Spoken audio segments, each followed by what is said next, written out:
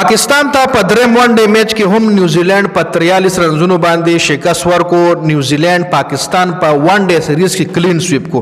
په ټي 20 سیریز کې خو پاکستان یو میچ وګټلو، خو په ون ډے سیریز کې یو میچ هم نه ګټلو. جی درې واړه میچونه په غټ مارجن باندې د پاکستان ټیم بایلل.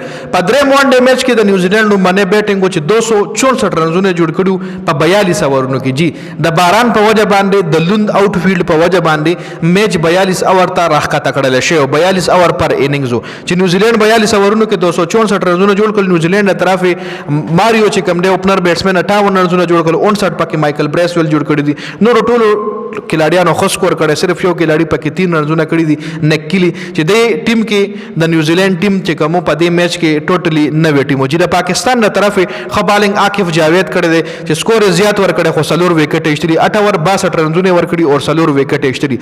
2 وکټ نسیم شاه ایشتري، یو وکټ فهیم اشرف ایشتري دا او یو وکټ سفیان مقیم ایشتري دا. په جواب کې ورپسې پاکستان ټوټل ټیم په 221 رنونو آوټ شوی دی په 40 اورونو کې. 2 اورونو ته هم سپیر پاتې شو چې بابر اعظم هاي سکور په دې میچ کې کړی 50 رنونه، 37 پکې رضوان کړی دي. نور پکې چام صدا سي خاص سکور نه کړی. تو یب طاهر 33 رنونه کړی دي، نسیم شاه 17 رنونه، امام الحق یو ځل بیا فلاپ، عبد الله شفیق 33، عثمان خان یو ځل بیا فلاپ، سلمان علي آغا یو ځل بیا فلاپ. د نیوزیلند له طرفه 2 وکټ جیکب ډف ایشتري دي او 15 وکټ بن سیرز ایشتري دي. نو پاکستان په ون ډے سیریز کې کلین سویپ شو.